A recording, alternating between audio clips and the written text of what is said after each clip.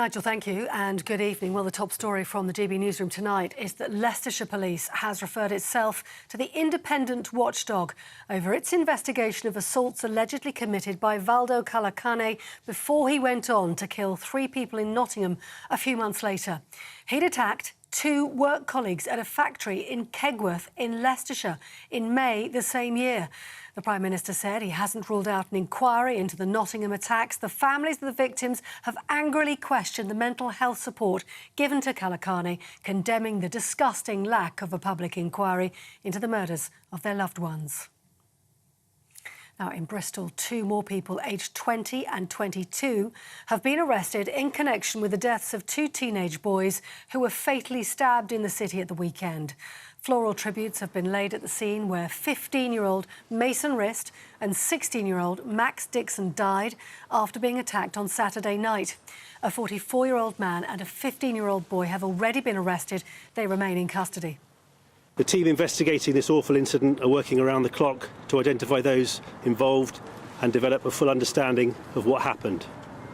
I fully expect that we'll be making more arrests in due course.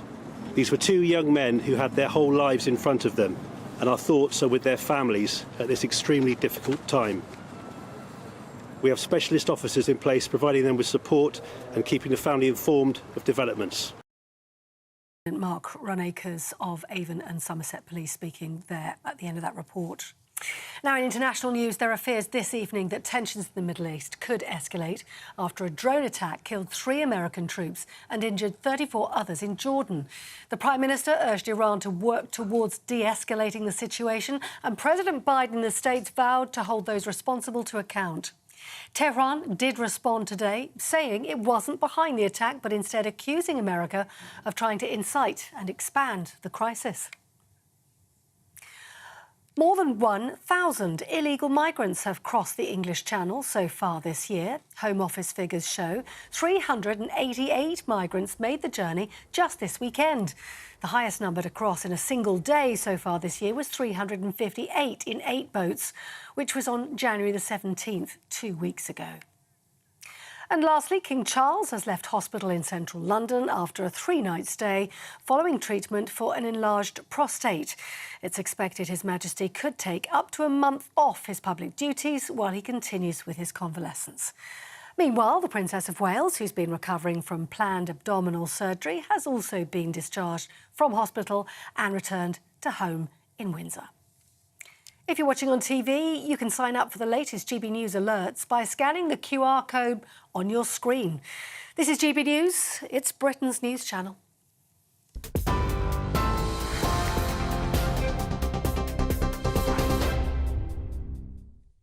Good evening. Well, it was a weekend of light southerly winds in the English Channel, and that meant, well, of course, the crossings were back on. Have a look at this video that was taken on the early hours of Sunday morning.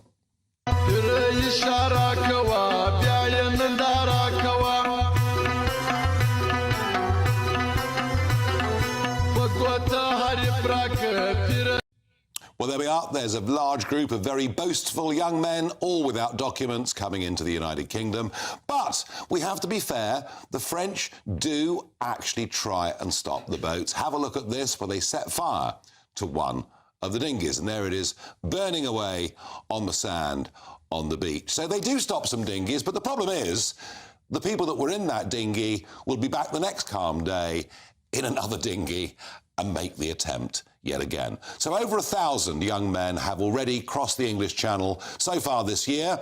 And given we've only had 4 days when it's been possible to cross, you can see there is no sign of this stopping. Now, I personally believe we need to rethink the English Channel crisis. I think we need to absolutely rebrand it as a national security crisis. Tens of thousands of young men coming into our country, often from places that are not even friends of ours, often from war-torn areas, without documentation. We've no idea whether some of them were even fighting for ISIS in Syria. I think this is a question of national security, and that is the right approach going forwards. But none of that would impress the Archbishop of Canterbury. Here he was in the House of Lords earlier on this afternoon. We can, as a nation, do better than this bill. With this bill, the government is continuing to seek good objectives in the wrong way, leading the nation down a damaging path. It is damaging for asylum seekers in need of protection and safe and legal routes to be heard. It is damaging for this country's reputation, which it contradicts even as late as last week, where the Prime Minister himself spoke eloquently on the value and importance of international law for this country. It is damaging in respect of constitutional principles and the rule of law. And most of all, my lords, it is damaging for our nation's unity in a time when the greatest issues of war, peace, defence and security need us to be united. Well, the Archbishop Justin Welby there raises one or two, I think, really rather important questions. He talks about unity. I tell you what, Archbishop, if there was a referendum on this, there would be real unity because a very large majority would say that those that cross illegally shouldn't be allowed to stay. They shouldn't be coming via this route. But he says we can do better. And yet, I don't hear him offer any alternative whatsoever. In fact, when I hear the Labour Party and others saying we can do better than this, all they ever talk about are cracking down on the criminal gangs in northern France. But the problem is, these people in a calm week in the summer can make between 2 and 3 million euros per gang. And it seems to me, however tough you crack down, when there are financial incentives as big as that, they will continue to traffic people across the English Channel. So let me ask you, can we do better? Farage at gbnews.com.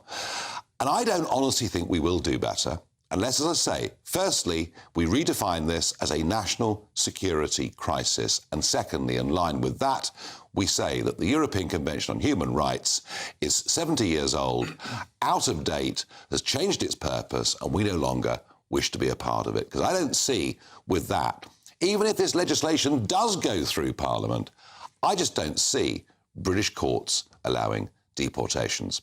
Now, the House of Lords will vote tonight on what is the second reading of this bill, but it looks like we could be about to enter a game of parliamentary ping-pong. What does it all mean? Well, Christopher Hope, GB News' political editor, joins me. So the House of Lords tonight, listening to the speeches, is going to vote against the Rwanda bill, isn't it? Second reading should go through, actually. Should it? Labour are unlikely to oppose, Lib Dems will oppose, and others might. And the numbers are so unclear because, of course, the government has around 40% of the peers there, and there's a big chunk of crossbenchers. They go where they feel they need to go, and that's meant to be the power of the second chamber, that it's not really biddable by any one individual party. Labour also don't have a majority, by the way, either themselves. No, sure. So that's why it's meant to be an important revising chamber. Welby said he wouldn't vote against this as the second reading. Yes, it's the amendment. So watch out for the amendment. It's when they start like a Christmas tree, they'll hang these baubles off it to weaken it and almost make it fall over. It will go back to the Commons then when it gets to there probably around March, April, and then it's up to the Tory left are important there because they're for the government, because they're the ones, if they can re-strengthen the bill, they'll be going against their own views on that. So it could be quite interesting on going around the other way, I think, if it comes back. And then when it comes back to the House of Lords for the third and final reading... Well, you say final because the Lords must accept the changes made by the Commons. And because the Commons, second and third reading in the House of Commons, 40-plus MPs backed it. That's a big majority. The Lords, by convention, shouldn't refuse to accept it. But they will argue, the Lords could argue, that this wasn't explicitly in the Conservative manifesto. Well, it wasn't. I mean, it wasn't in there. You know jolly well. You were active in politics at that point. No, it wasn't. So the Salisbury Convention won't apply. This can go on for a year. No one thinks it will, though, because the scale, the convention is, Nigel, the scale of that majority at the second and third reading should mean it shouldn't be obstructed. But it still could be. Still could be. And the names out there, 70 peers speaking today, voting about 9:30. David Blunkett calling it frankly ridiculous. Lord Blunkett, former Labour Home Secretary. Lord German, Lib Dem, saying it puts the UK at risk of breaching our commitments under international law. Lord Ponsonby, Labour Shadow Home Affairs spokesman, making the same point. Your point about international law is understood, and that's where it's going. Maybe do we end up by some commitment to, in a smaller way, withdraw from the ECHR? Certainly what's what Kemi Badenoch was saying on GB News yesterday. And it does seem to me, Chris, quite difficult to think that many flights to Rwanda will take off before the next general election. I've got a notional pint of beer on this, Nigel, which I don't think before May. They might go before the November election. Some, a few hundred, no more. OK, so you think when it finally comes back to the Lords for the third reading, they're likely to accept it. There's no guarantee. They're likely to accept it. And let's say that bill then becomes an act of Parliament. It gets the King's assent and it becomes law. But we then face a slightly separate problem, don't we? That there's something called the courts. And there could be legal challenges to say that what Parliament has passed runs in contradiction with international treaties that we've signed. And this could ultimately go to the Supreme Court. And at that point, we then invoke what Rishi Sunak told GB News 10 days ago. They would not allow a foreign court, in his term, to overrule Parliament. You know, critics of him would say it's not a foreign court, it's based in Strasbourg, but of course it's a court we all sign up to in the international community. Interesting. Chris Hope, thank you very much indeed for explaining that to us. Now, is it right that the Archbishop of Canterbury gets involved in an issue like this? Of course, we all want moral guidance and leadership from the head of the established church. Shame we didn't get much of that during the pandemic and lockdown, but hey. But here, is he dabbling in politics? Is he going further than he needs to go? And I wonder what Dr. Gavin Ashenden, former chaplain to Queen Elizabeth II, makes of all of this. Gavin, as ever, welcome to the programme. Is Justin Welby becoming a turbulent priest? Well, no, that's a very honourable phrase and used by Becket against Henry II. And the struggle between the two of them was an entirely different kind. The trouble is what Justin Welby is becoming is a left-wing politician, or has become a left-wing politician. You're quite right in saying that the moral guidance, the moral issues here are enormously important. When I was a child learning mathematics, we were told that it wasn't important only to reach the conclusion, but you had to show your workings to show you'd actually understood the problem. And there isn't any evidence at all that the Archbishop understands the problem, because we never see any of his workings. What we hear is some sloganizing that comes from the left of the political spectrum. But there's no sense that he's trying to balance the interests of, for example, the people he has primary responsibility for here, who have educational needs, health needs, needs of social cohesion, and against the needs of those who are coming in. In fact, we learn very little of the needs of the people who are coming in. We don't know where they're from. We don't know what they've fled from. We don't know why. We don't know why they come. They hide the evidence, and so it's very hard to trust the Archbishop when he simply gives us slogans but doesn't show any understanding of the complexity of the moral workings through that we need to have to make a decision. Yeah, I also note this phrase, you know, we can do better. And yet, I'm not hearing any alternatives from him whatsoever. One of the things that's frustrated all of us who are trying to see both sides of the moral coin is that we can't find a solution. And it's perfectly clear to everyone of common sense that the reason the government have chosen the Rwanda solution is not because Rwanda is a very sensible place to send anybody, but because you have to send a signal out that dents the confidence of the people breaking the law to come in, that they can be guaranteed a place here.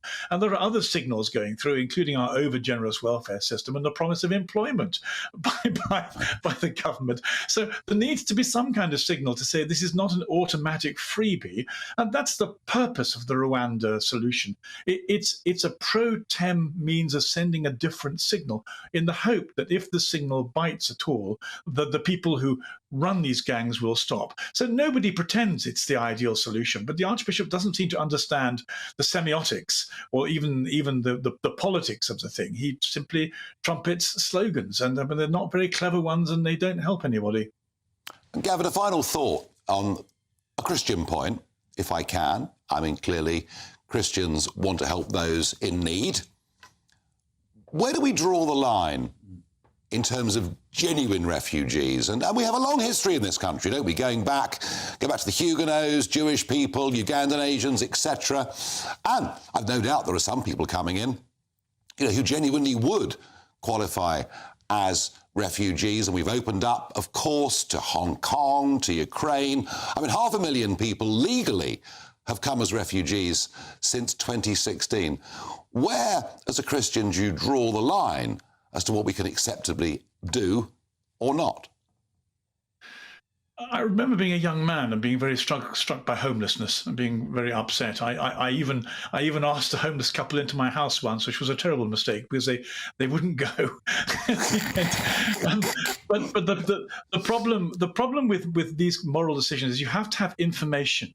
You need to know you need to be reasonably well informed of the difficulties these people face in order to know whether you have the resources to help them and the best way to help them. It's not obvious that the way to help people in trouble is not always obvious. And I think the difficulty with the refugee crisis is I can't answer your question because one can't do it in general. One has to do it specifically and say these people or these kind of people, we have this information about them and we know we can help them and dovetail help in a certain way. And again, that's one of the problems again with the Archbishop's position is he makes no distinctions at all between the different kinds of people who are coming in and the needs that they bring. And it's this lack of information and lack of distinction that makes it suggest he's political sloganeering and not doing his job as a leader of the nation, giving us moral criteria to help with.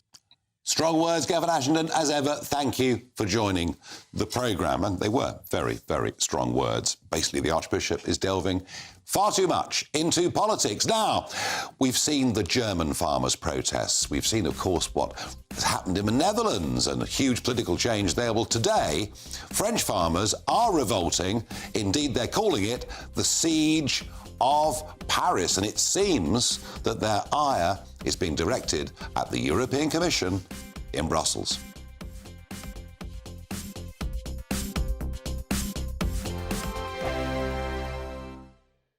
I'm Christopher Hope. And I'm Gloria Di Piero, bringing you PMQ's Live here on GB News. Every Wednesday, we'll bring you live coverage of Prime Minister's questions when Rishi Sunak and Sir Keir Starmer go head-to-head in the House of Commons. We'll be asking our viewers and listeners to submit the questions that they would like to put to the Prime Minister, and we'll put that to our panel of top politicians in our Westminster studio. That's PMQ's Live here on GB News, Britain's election channel.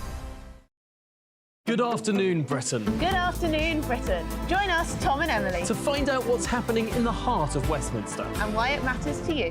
Weekdays from midday, we bring you the most compelling stories from across the United Kingdom. And from your doorstep to our inbox, That's right, we want to hear from you, GB News. Britain's news channel. GB News, unlike other broadcasters, isn't obsessed with the London-Westminster bubble. We think there's a nation beyond the M25, and that's why we talk about the issues that matter across the land. Join me on State of the Nation, 8 to 9 o'clock, Monday to Thursday, on GB News. Daisy's listening, and you should too. In the GB Newsroom, we bring you the news as it happens. With our team of dedicated journalists across the UK, we're ready to give you accurate reporting every day. When the news breaks, we'll be there with bulletins on GB News, the People's Channel, Britain's news channel. Big news, big debates, big opinion. Patrick Christie's Tonight is the week's biggest show. Every weekday, 9 to 11 p.m, we've got the inside track on the day's top stories. There'll be sharp takes you won't get anywhere else. We will set the news agenda, not just follow it, and I want to bring you along for the ride. Whatever it is, we'll have our finger on the pulse. It's news, but it's this close to entertainment. Patrick Christie's Tonight, 9 to 11 p.m, only on GB News, the People's Channel, Britain's news channel. Your weekend starts here with Friday Night Live with me, Mark Dolan, 8 till 9 on GB News. Big stories, big guests and big laughs as we get you ready for a cracking weekend. That's Friday Night Live with Mark Dolan, Fridays 8 till 9 on GB News. Bring your own drinks, the admission's free.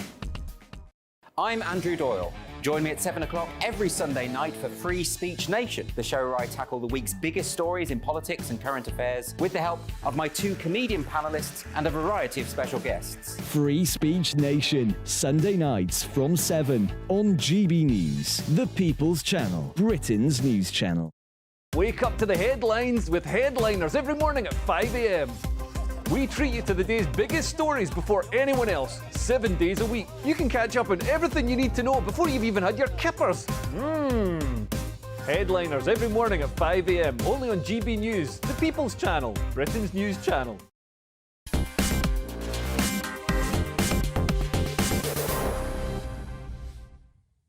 So can we do better than the Rwanda bill that today, right now, is being debated in the House of Lords? I certainly think we can. Some of your reactions. Steve says, Nigel, we can do better, a lot better, but only when we have a government that does what the voters want, grow a backbone and turn back the vote. Steve, it's a popular view, I promise you. Kathy says, the Archbishop should stay in his palace, keep out of politics. Out of touch, I'd say he is. And John says, we can do better. The Archbishop can open up all the churches to house the migrants instead of us taxpayers funding the bill for all the hotels. Well, I can't see him doing that in a hurry. Or indeed, what about Lambeth Palace? He lives in Lambeth Palace. It looks to have dozens of rooms. Come on, Archbishop. Let's put a load of young men in there and see how you get on. Now, I mentioned before the break the siege of Paris that is now taking place, and that is French farmers blocking the 7 major road routes in and out of Paris. And President Macron is in such a flap over this that he's gone to Brussels this afternoon to meet the Commission President, Ursula von der Leyen. Now, this is not the first big farmers' protest we've seen. And I know the French, for them, protesting is almost like a national sport. But we saw it happening on the streets of Germany just a few weeks ago. We saw it happening in the Netherlands last year, and dramatic political change. There are even farmers' protests taking place in Italy. So what is really going on here, folks? Well, I'll tell you. There are 2 big things going on. The first is the push towards net zero. The desire, in many cases, to get farmers off the land, not to produce beef. And even in this country, you can go onto DEFRA's website and they'll tell you how, as a farmer, you can be paid to stop farming and take your land out of production and turn it over to rewilding. Net zero target's a big part of this. And secondly, it's regulation, particularly on substances around nitrogen. And what the farmers of Europe are saying is, whilst their own governments and their own bureaucracies and their own regulators are bad enough, it's even worse when it comes from the European Commission in Brussels, and there's nothing they can do in elections to change any of it. And this is now becoming a very, very major Eurosceptic movement right across Europe. And I think we're headed for some fascinating European election results that will take place in June of this year. Now, one of the stories we've covered in the past is the plight of Hemsby up on the Norfolk coast. Daniel Hurd is the coxswain of the Hemsby lifeboat. Daniel, welcome back into the studio. And I know that the great crisis you've got is that the North Sea is eating in to the sand. Well, I say cliffs. They're dunes, really, aren't they? And the situation's getting more and more serious. Oh, yeah, definitely. 2 months ago, we had another 5 properties demolished, people rehomed. We've now got a lifeboat station potentially at risk if we get one more high tide with a northeasterly wind. The lifeboat station's then gone. It's just devastating down at the moment. We've got properties further back on Fakes Road now, lots of money there, bricks and mortar, thousands of pounds. Some have got big mortgages. That's the next in the firing line. We've took this petition in today, hoping... So you've been to number 10 today? Yeah, number 10 today. Yep. And hoping that they can now sit down and look at this.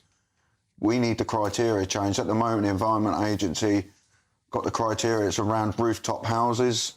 The numbers they've got compared to what we've looked at are totally wrong. that needs looking at.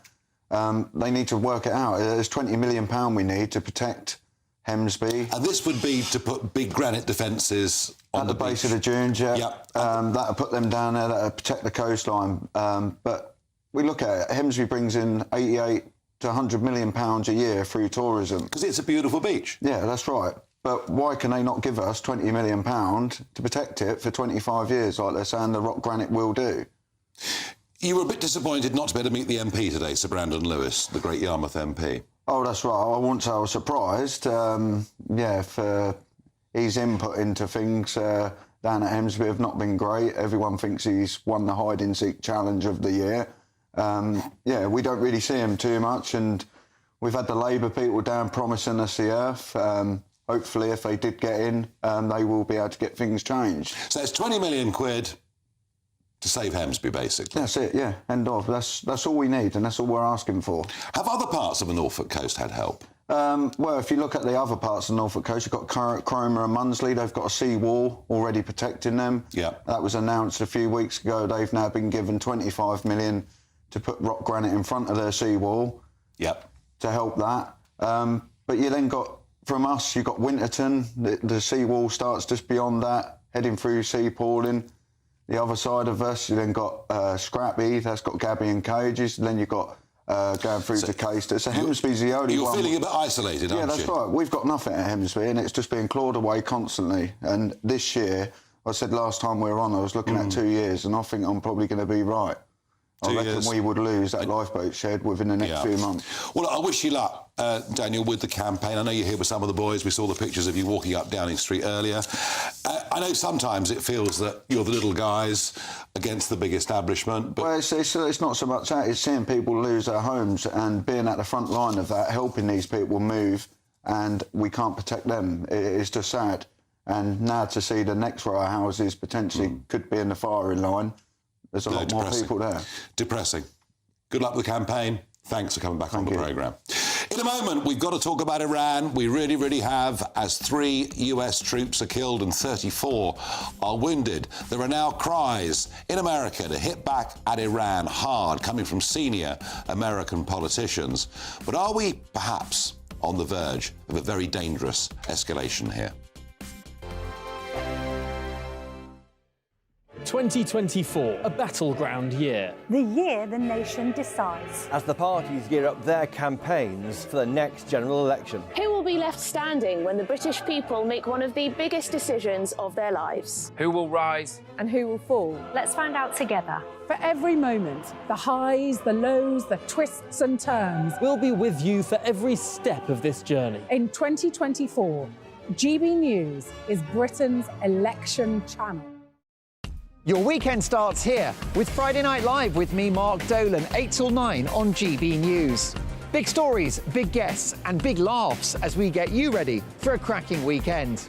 That's Friday Night Live with Mark Dolan, Fridays 8 till 9 on GB News. Bring your own drinks, the admission's free. Wake up to the headlines with headliners every morning at 5 a.m. We treat you to the day's biggest stories before anyone else, 7 days a week. You can catch up on everything you need to know before you've even had your kippers. Headliners every morning at 5 a.m, only on GB News, the People's Channel, Britain's news channel. In the GB Newsroom, we bring you the news as it happens. With our team of dedicated journalists across the UK, we're ready to give you accurate reporting every day. When the news breaks, we'll be there with bulletins on GB News, the People's Channel, Britain's news channel. Big news, big debates, big opinion. Patrick Christie's Tonight is the week's biggest show. Every weekday, 9 to 11 p.m, we've got the inside track on the day's top stories. There'll be sharp takes you won't get anywhere else. We will set the news agenda, not just follow it, and I want to bring you along for the ride. Whatever it is, we'll have our finger on the pulse. It's news, but it's this close to entertainment. Patrick Christie's Tonight, 9 till 11 p.m, only on GB News, the People's Channel, Britain's news channel. Good afternoon, Britain. Good afternoon, Britain. Join us, Tom and Emily, To find out what's happening in the heart of Westminster. and why it matters to you. Weekdays from midday, we bring you the most compelling stories from across the United Kingdom. And from your doorstep to our inbox. That's right, we want to hear from you. GB News, Britain's news channel. GB News, unlike other broadcasters, isn't obsessed with the London-Westminster bubble. We think there's a nation beyond the M25, and that's why we talk about the issues that matter across the land. Join me on State of the Nation, 8 to 9 o'clock, Monday to Thursday, on GB News. Daisy's listening, and you should too.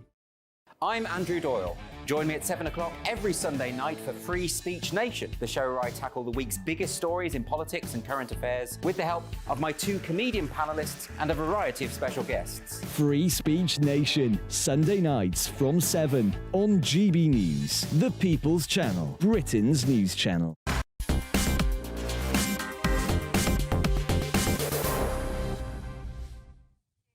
Should America hit back hard against Iran following the death of 3 American soldiers? And should we, the British, support them if they do? Well, I'm joined by Con Coughlin, Defence and Foreign Affairs Editor at The Telegraph. Con, things are escalating, aren't they? They certainly are, Nigel, and good to be with you again. I mean, I think the big question here is, since the October 7 attacks, when the Iranian-backed Hamas terrorist group attacked Israel, Iran has been playing this very dangerous game of cat and mouse with the US and its allies in the Middle East. Tehran does not want a direct confrontation with Washington because it will lose. So it's let all its proxies in the region off the hook, off the leash, I should say. The Houthis in Lebanon, etc., the Houthis in Yemen. And they're trying to set the region ablaze, and they're particularly directing their fire against US assets, which is how this attack against the US base in Jordan happened yesterday. So this is what Iran is up to, and the big question is, how do we deal with it? Yeah, it's a major question, isn't it? I mean, you know, when we heard there were strikes, British and American strikes against the Houthi rebel bases, you know, I couldn't help thinking that the Saudi Arabians had been bombing the Houthis for the last 6 or 7 years, and they're still there and active. And we sort of somehow look at the front pages, Con, and we think, oh, well, a couple of strikes and the whole thing's going to be over. But it isn't, is it? No, this is a very well-coordinated attack by Iran's Revolutionary Guard Corps. They supply the weapons to the Houthis. They supply the weapons to Hezbollah. They fund Hamas to the tune of $100 million a year. They built the Hamas infrastructure, etc. So this is Iran's way of waging war, and we need to wise up to what is going on. And you know, it is my understanding that certainly in America and probably here, we know precisely the Revolutionary Guard bases in Iran that are facilitating all these attacks. And, you know, I think much more of this and the pressure on Washington, at the very least, to take out these bases will be immense. And even dear old Joe Biden will be forced to act. Yeah, well, there's pressure coming at him today. And a final thought, if I may, Con. You know, we had this Iran nuclear deal, something that I was politically very, very opposed to, and vociferously so. An absolute con job all the way through, freed up tens of billions of dollars, and of course they just ignored it. How close does intelligence tell us that Iran is to a nuclear weapon? Well, they're pretty close. And in fact, one of the world's leading experts on this issue, David Albright, produced a report at the weekend in which he predicted that within 5 months, Iran could build 12 nuclear bombs. And you have to see this threat within the context of everything else Iran is doing, including launching terror attacks, or trying to, on the streets of Great Britain. So, you know, this is something that's coming down the track very fast. And certainly the British government needs to wake up to the states involved and see what we're going to do about it. Yeah, PDQ. Con, thank you very much indeed. Let's get a military thought on this. I'm joined by Lieutenant General Jonathan Riley, military historian and, of course, retired British Army officer. Jonathan, I've never read in my life so much talk about, are we heading with all these global conflicts towards World War III. How worried are you? Hello, Nigel. Thanks for asking me on. Yes, I'm very worried, and everybody should be.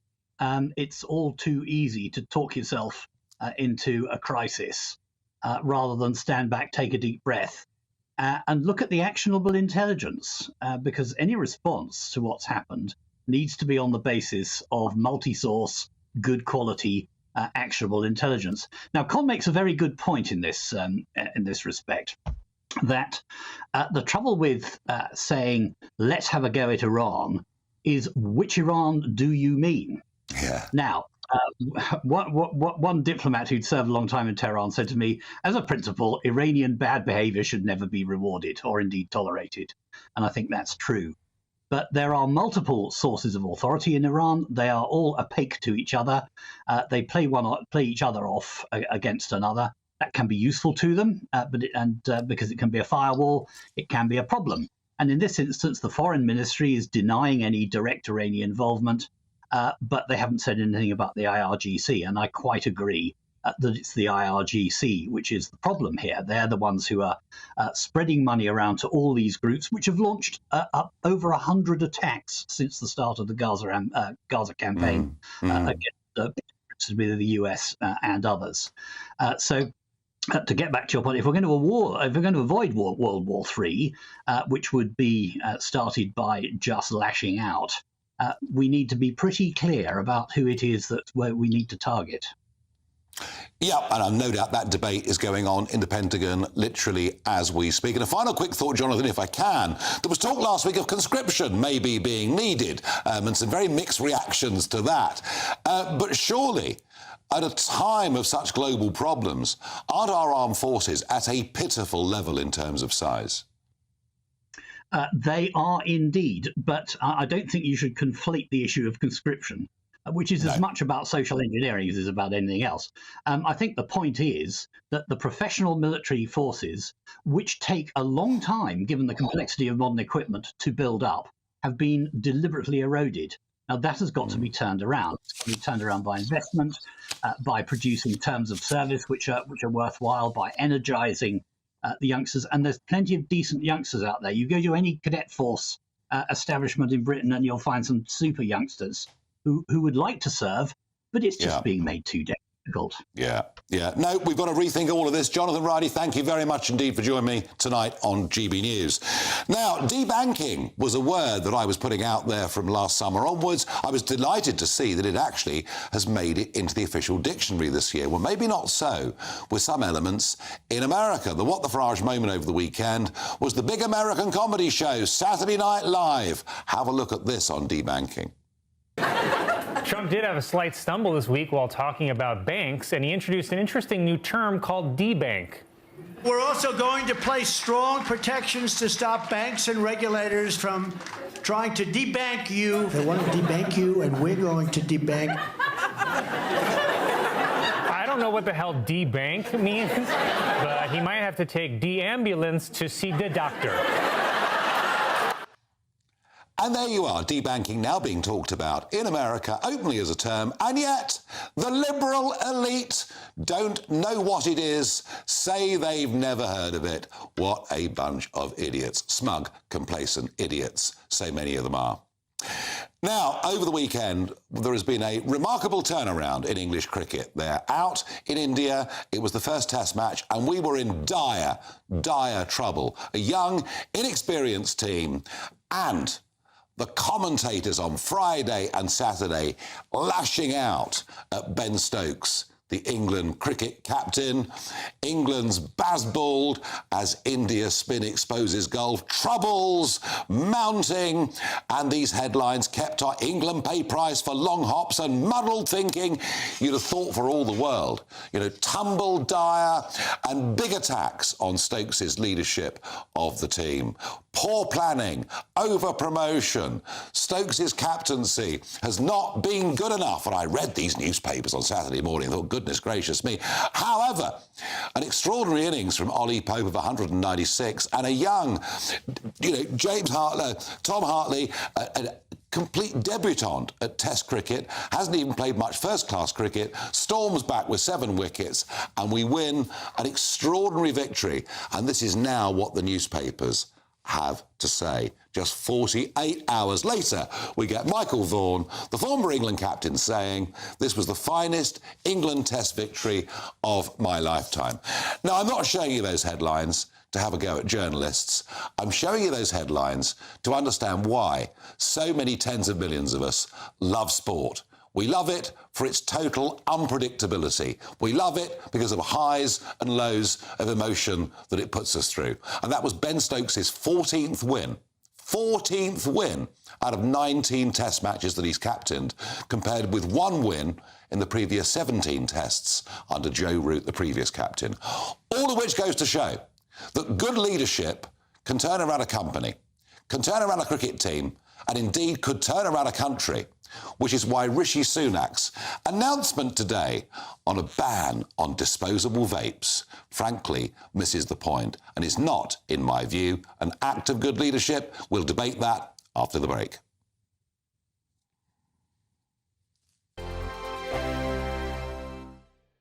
Good afternoon, Britain. Good afternoon, Britain. Join us, Tom and Emily, To find out what's happening in the heart of Westminster. and why it matters to you. Weekdays from midday, we bring you the most compelling stories from across the United Kingdom. And from your doorstep to our inbox, That's right, we want to hear from you. GB News, Britain's news channel.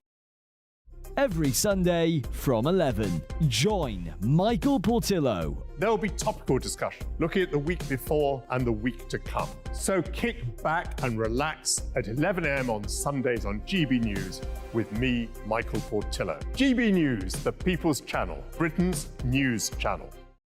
Your weekend starts here with Friday Night Live with me, Mark Dolan, 8 till 9 on GB News.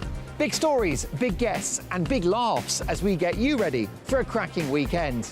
That's Friday Night Live with Mark Dolan, Fridays 8 till 9 on GB News. Bring your own drinks, the admission's free. Big news, big debates, big opinion. Patrick Christie's Tonight is the week's biggest show. Every weekday, 9 to 11 p.m, we've got the inside track on the day's top stories. There'll be sharp takes you won't get anywhere else. We will set the news agenda, not just follow it, and I want to bring you along for the ride. Whatever it is, we'll have our finger on the pulse. It's news, but it's this close to entertainment. Patrick Christie's Tonight, 9 to 11 p.m, only on GB News, the People's Channel, Britain's news channel. Join us every night on GB News at 11 p.m. for Headliners, which is 3 top comedians going through the next day's news stories, which is exactly what you need, because when the establishment has gone crazy, you need some craziness to make sense of it. Headliners. You don't have to bother reading the newspaper. We've got it covered for you. Every night at 11 p.m. and repeated every morning at 5 a.m. We won't send you to sleep like some of the other paper review shows out there. So join us 11 p.m. every night on GB News. The People's Channel, Britain's news channel. Tired of the usual focus-tested, pre-prepared Westminster runaround? Well, so am I. So you want higher taxes? Is your department to blame for this? Are you rethinking this policy? Every Sunday at 9:30, I'll be sitting down with those in power to get the truth about the issues affecting you. Let's be honest, we've known about the cost pressures of this project for years, not months. That's the Camilla Tominey Show, a politics show with personality. On GB News, the People's Channel, Britain's news channel. I think the most exciting bit for me is talking to people. People who I think are ignored often by the major news channels. We're going to give news they want to hear. There's a voice there that needs to be heard. I think there's a chance here for a diversity of opinion to be expressed, which you don't find elsewhere. It's really exciting. We don't hold back. We're free to say how decisions that are taken here affects us all around the country. Only on GB News, the People's Channel, Britain's news channel. It's a new look Patrick Christie's Tonight, 9 till 11 p.m. I'm joined live in the studio by Conservative Party Chairman Richard Holden. How can he stop the Tories falling apart? The Rwanda bill is debated in the House of Lords. I've got a Labour peer telling me why she wants to block the bill. Plus, Donald Trump says the West must prepare for World War III. We're sending troops off on diversity training. Are we too woke for war? Talking of woke, could Winston Churchill be played by a black actor? It's a brand spanking new Patrick Christie's Tonight. It's 9 to 11 p.m. Be there.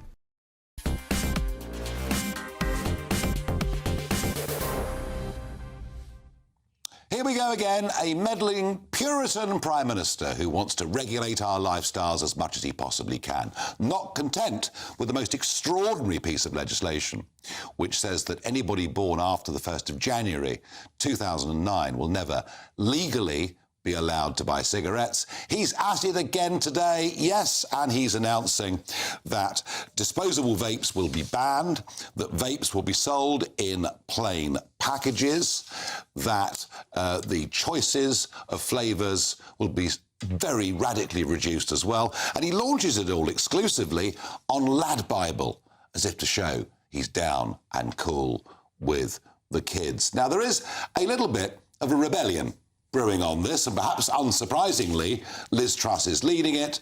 She says banning the sale of tobacco products to anyone born in 2009 or later would create an absurd situation where adults enjoy different rights based on their birth date. Well, I have to say, I rather agree with that.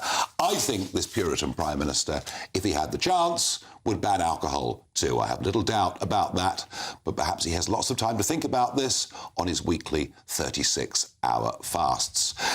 But all this talk about vapes, about tobacco products, completely ignores the real elephant in the room, and that is that we have a massive and growing problem with illegal drugs in this country, which don't cause long-term harm, they're causing short-term harm. But of course, they're illegal already, so why admit government failure in that area? Well, I'm going to get a couple of different points of view on this. I'm joined by Nikki Small, Corporate Affairs and Communications Director at Japan Tobacco International, and David Bowles, Head of Public Affairs and Campaigns at the RSPCA. Nikki Small, the argument is that fewer and fewer people are buying traditional tobacco products, and so what you guys have done is you've moved into the vaping space and you're perfectly happy for youngsters to go out and buy disposable vapes. Well, Nigel, thank you for having me on this evening. First, I'd like to say that JTI don't manufacture or sell disposable vapes anywhere in the world, but we are very concerned about what we've seen in the market. But you do sell vapes? We do sell vapes, yeah, but yes, not disposable vapes? Not disposable vapes, no. But we've been very concerned with what we've seen with disposable vapes in terms of the youth-appealing packaging and flavours that are on the market and what seem to be targeted at children. We've been calling for quite a long time for better and more proportionate regulation, but bans don't work. We need better regulation that's backed up by enforcement. And as you said, it's not just vapes that are the subject of the Prime Minister's announcements, it's also the smoking generation ban, which again will have unintended consequences. It's an illiberal policy and it's unenforceable.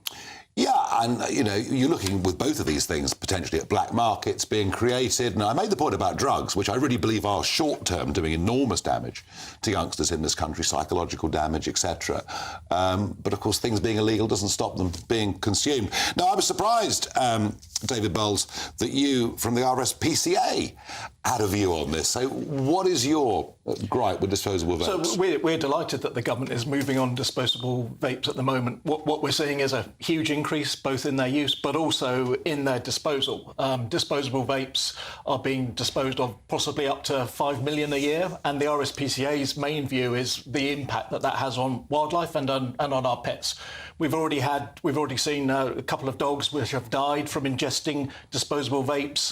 The RSPCA is really concerned that the increase in disposable vapes is going to have a huge impact on our wildlife. In 6 weeks' time, we have Keep Britain Tidy Week. Last year, we saw nearly 20,000 disposable vapes caught by volunteers, and that is a quite. Well, hang on, David. The fact people buy disposable vapes, they can always put them in the bin. They could do, but these products are very, very difficult to recycle. You've got the lithium in there, you've got the plastic in there, you've got electrical goods in there, and we are not seeing many of these being recycled. They are disposable, hence their name, and people are throwing them away, and that's where the RSPCA is coming from, the impact on wildlife. No, I'm hearing what you're saying. You know, there's all sorts of stuff in them that can do enormous damage to wildlife, although I think it's the people chucking them on the ground that are the problem as opposed to the vapes themselves.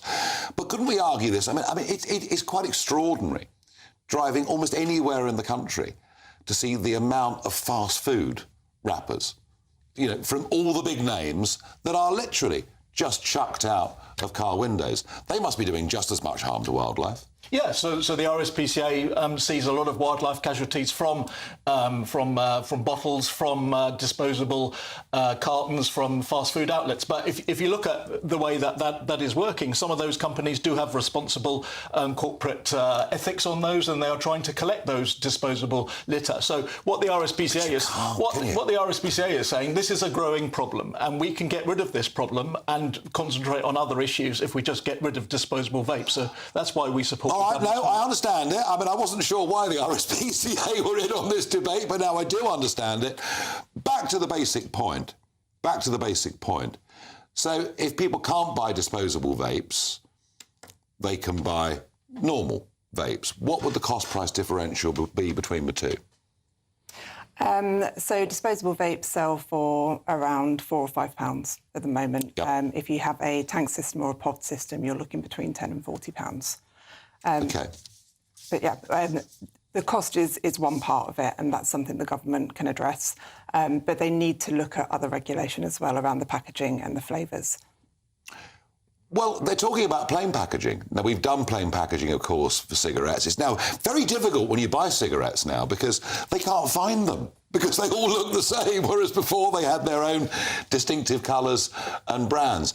How do you feel about plain packaging for vapes? It's about proportionate regulation. So our view is that the regulation should be targeted against youth-appealing packaging. So, for example, those that have cartoons. So you think they really have deliberately targeted young people? I think there are definitely some irresponsible players out in the market, yes, and especially with flavours such as unicorn, bubblegum, gummy bear. They're not targeted at adults. But don't you think there would just be a black market in this stuff now? To some extent, there is already. There's a lot of illegal products on the market as we stand, ones that breach the regulations by having too much nicotine in. Our testing, we had some independent testing done, and we found products that have banned ingredients in as well. So there is a big market there, and that's why bans don't work. And it's the same on tobacco as well. The illegal tobacco market is thriving already. To bring in a generational ban is only going to make that worse. Oh, absolutely. And of course, you know, if you overtax something, you create a black market, and that has happened with tobacco. It's amazing, Jacob, actually, that the last estimate I saw for hand-rolling tobacco was that 80% of it is now sold illegally. Well, it's a law of economics, isn't it? If you put the price up too much, people will get round it. Adam Smith wrote about this in the late 18th century. It carries on. But to the character of our Prime Minister, there is, to me, a feeling here of a real Puritan. A man who wants to meddle. There's no limit to the nanny state because he believes this morally is the right thing to do. I think it's absolutely glorious. I love the thought that my two elder children, Peter and Mary, will be able to sell illicit cigarettes to my four younger children when this ban comes in. And the market's going to be set up, and I just wonder what markup they will charge to their younger siblings when they queue up age 80 to get an illegal packet of Marlboro Lights. Why is a Conservative Party doing this, and is Liz Truss basically right? What I don't understand is why we are doing this when there's so much else going on. Why is this a priority for the government? And on vapes, do we actually know that vapes are bad for you?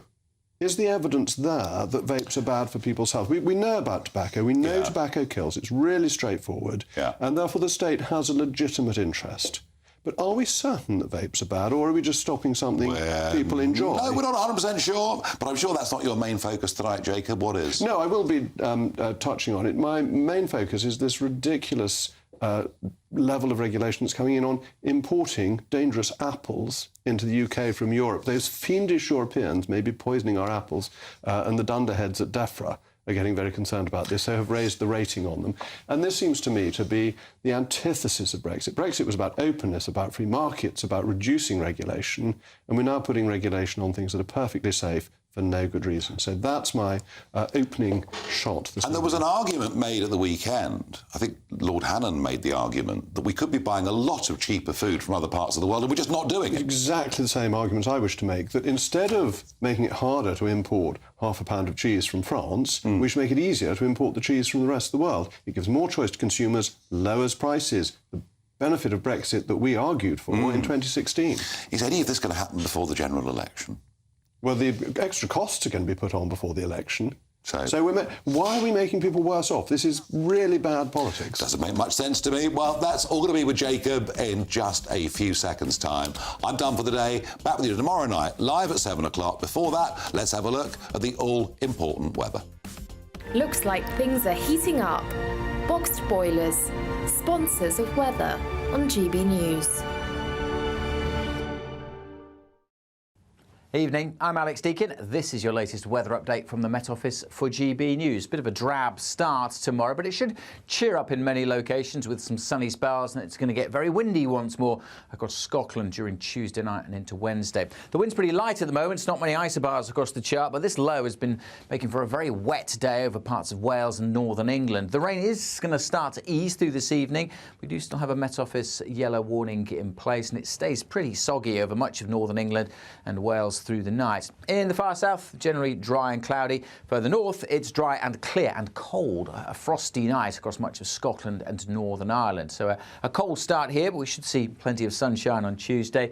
Good chunk of England and Wales will be fairly drab to start. Pretty dank and drizzly still over eastern England, but the rain will be light and continuing to peter out, and the clouds should start to melt away. So certainly for Wales, a much brighter day, and brightening up over northern England too. It may stay fairly cloudy in the southeast. 10 Celsius here, so cooler than today. Elsewhere, 6s and 7s, and then the winds start to pick up later in the northwest, getting very windy across Scotland on Wednesday. We'll see a spell of heavy rain coming through as well. There's a Met Office yellow warning in place for northern Scotland for the strength of the wind, but also turning wet and windy across Northern Ireland. And late in the day, we'll see some of that wet and windy weather in northern England. For a good part of the day, though, most of England and Wales will be dry but cloudy. Goodbye. A brighter outlook with Box Solar, sponsors of weather on GB News.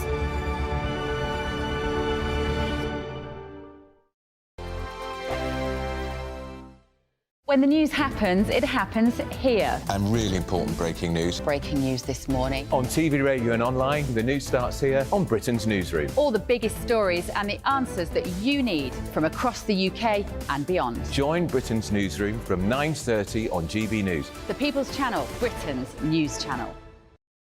Have a great Saturday night with me, Leo Curse, on this Saturday Night Showdown. It's a crazy world out there, so come and make fun of it with me, my panel of comedians, and a couple of people who actually know what they're talking about.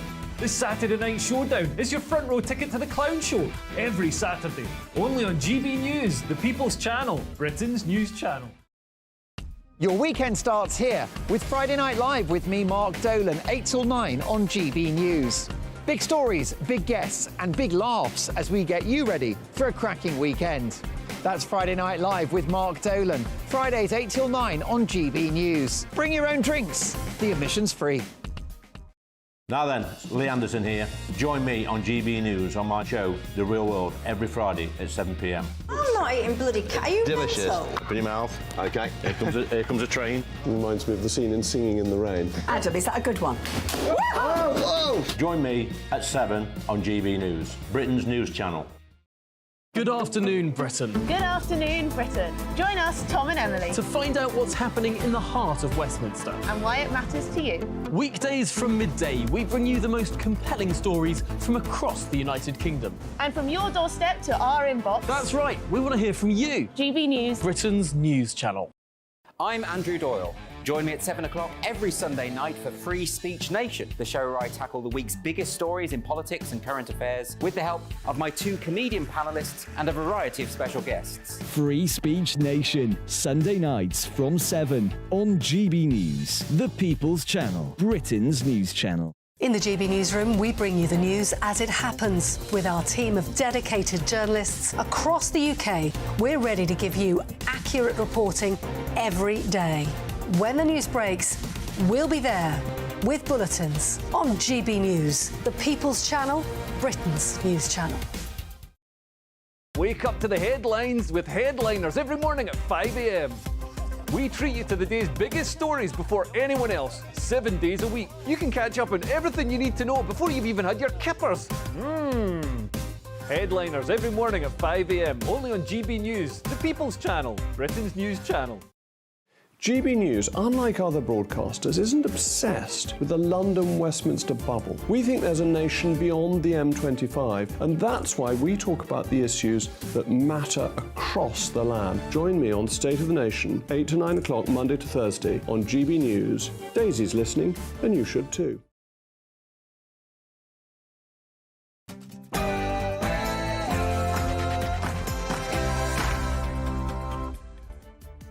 Hello, good evening. It's me, Jacob Rees-Mogg, on State of the Nation. Tonight, the Department for Environment, Food and Rural Affairs is deliberately sabotaging Brexit by imposing protectionist trade checks on safe goods coming from the European Union, needlessly making food more expensive for you.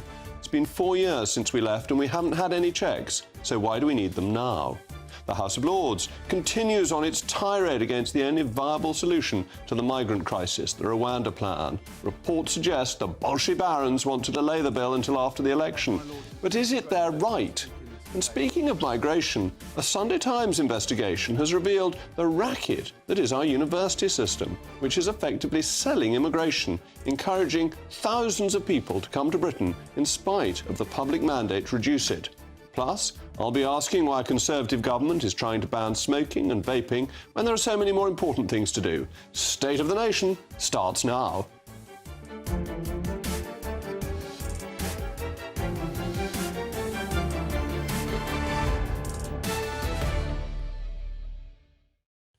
I'll be joined by a most Moggalicious panel this evening, former Brexit Party MEP Annunziata Rees-Mogg and the author and broadcaster Amy Nicole-Turner. As always, I want to hear from you. It's a crucial part of the programme. Email me, mailmog@gbnews.com. But now, it's what you've all been waiting for, the news of the day with Polly Middlehurst.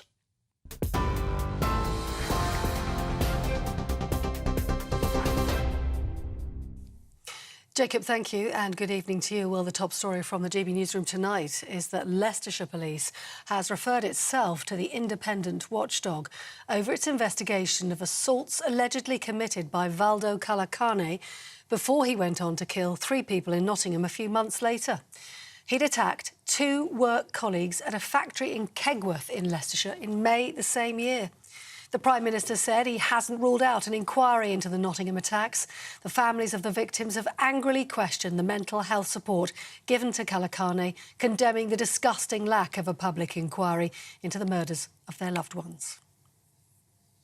Now, 2 more people, aged 20 and 22, have both been arrested today in connection with the deaths of 2 teenage boys who were fatally stabbed in Bristol at the weekend. Floral tributes have been laid at the scene where 15-year-old Mason Wrist and 16-year-old Max Dixon died after being attacked on Saturday night. A 44-year-old man and a 15-year-old boy have already been arrested. They remain in custody. The United States has said tonight it's not looking for a war with Iran, but will do what's needed to protect troops after a drone attack in Jordan which killed 3 US soldiers and injured more than 40 others. Prime Minister today urged Iran to work towards de-escalating the situation, while in the States, President Biden vowed to hold those responsible to account. Well, Tehran responded, saying it wasn't behind the attack, instead accusing America of trying to incite and expand the crisis. More than 1,000 illegal migrants have crossed the English Channel so far this year. Home Office figures show 388 migrants made the journey just this weekend. The highest number to cross in a single day so far this year was 358. They came in 8 boats on January the 17th, 2 weeks ago. And the Rwanda bill is back in the House of Lords, with the country's safety being questioned once again. Former Tory Minister Ken Clarke is among those refusing to support the bill unless, he says, it's substantially amended. The second reading follows a busy weekend for Border Force officials. GB News understanding the migrants crossed the Channel, taking the total now to over 1,000 people so far this year. The Archbishop of Canterbury, Justin Welby, said, as a nation, we have to do better. Now, King Charles left hospital in central London today after a 3-night stay there following treatment for an enlarged prostate. It's expected His Majesty could take up to a month off work while he continues with his convalescence. Meanwhile, the Princess of Wales has also been recovering from planned abdominal surgery. She's also been discharged from hospital and has returned home to recuperate at Windsor. If you're watching on TV, you can sign up for the latest GB News alerts by scanning the QR code even on your screen. Back now to Jacob Rees-Mogg.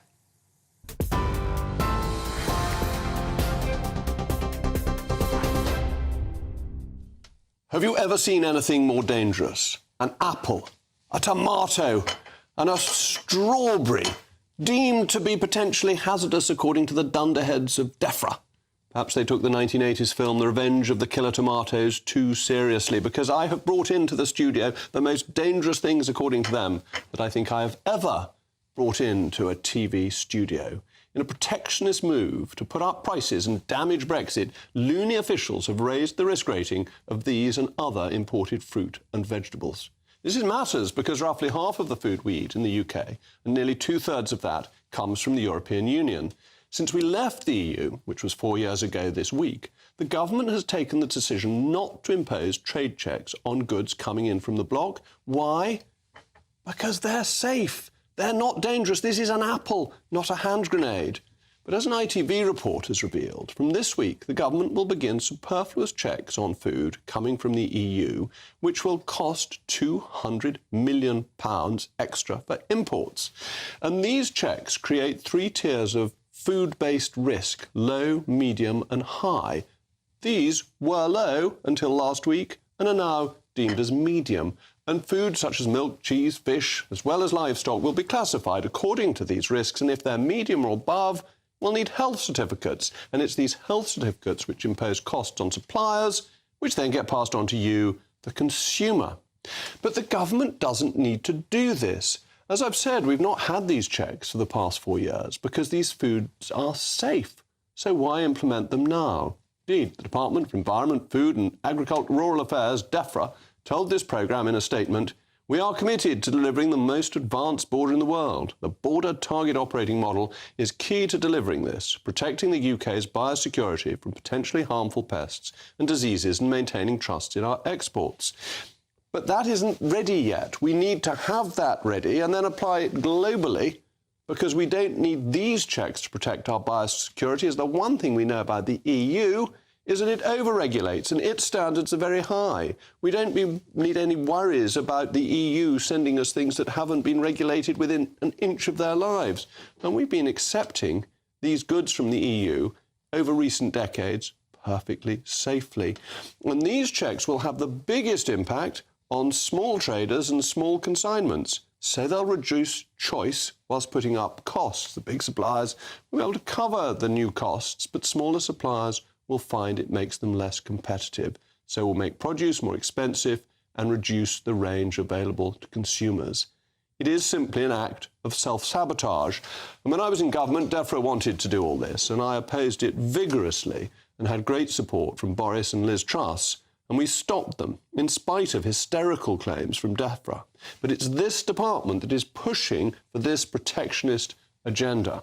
When we voted to leave the European Union, we didn't vote to become a miniature European Union. But that's what these checks are, an emulation of the EU's protectionist agenda. We voted for a more innovative and dynamic economy. And that's the solution, a digitised trade border system that streamlines the checks that are necessary, but minimising checks for what is really needed. And the technology is being developed as we speak and is set for implementation this year. But with it, we need to drop the paranoid, risk-avert instincts and opt for dynamism, innovation and free trade, not just with the EU, but globally. As ever, let me know your thoughts, mailmog@gbnews.com. And I'm now absolutely delighted to be joined by Marco Forgione, the Director General of the Institute for Export and International Trade. Marco, thank you for coming in. These checks will have an effect on prices, won't they? Because the costs will have to be passed on to consumers. Yes, there are new processes required. So businesses, both in the EU and the UK, have to do things differently. That will add some cost. Also, for the actual physical checks, there will be additional costs when they are implemented in April. So the challenge here is, how do we transform the ambition of the border target operating model to establish the best border that it can be, digitally enabled and encouraging free trade? And unfortunately, the way that things have happened in the past couple of weeks sort of indicate that we're not quite in the right place. And that's very important because these things I've got in front of me, this very dangerous tomato, was going to be classified as low risk. And lo and behold, suddenly, without much warning or fanfare, it was just sort of snuck out, wasn't it, that it was going to be moved to medium risk, which means it then needs a health certificate. Yes, there was quite a bit of confusion last week when it was announced just on the website of the reclassification of a number of plants, fruits and vegetables from low risk to medium risk. And that does mean that they are subject to much more stringent documentary requirements in order for them to move. And a greater risk of physical checks, which are even more costly. Absolutely. And the issue, when it was raised with the government, they changed it to leave them at medium risk, but say that for the foreseeable future, they will be treated as low risk, which unfortunately causes greater confusion rather than clarity. And what you want is clarity, because I know that when I managed to delay these rules coming in July 2022, one of the criticisms from industry was that they had expected them and they'd prepared for them and they wanted certainty, and that actually that's what we need. We need to be saying to people, we will have the new mechanism implemented and applied globally by a certain date, and then stick to that rather than having various types of regulation in the interim.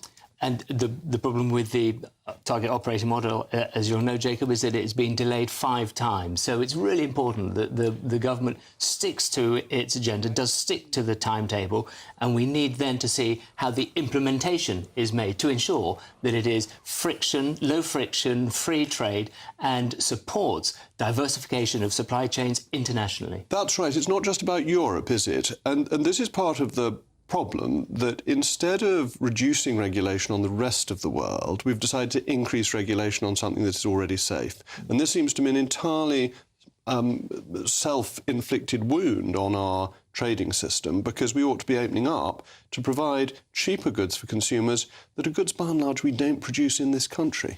And when we've been speaking to businesses over the last few months, the reality is they seem more confused, less sure about what the new requirements are. That's both here in the UK, but also in the EU. And as you've said, it's primarily that MSME community, the micro, small and medium enterprises, those really innovative niche producers who are most at risk of falling foul of these new regulations. So for the larger importers, the cost will be minor. In a way, that doesn't matter, does it? If you're bringing a lorry load of beef in, the additional cost will be negligible and consumers won't find that the price of their steak has gone up.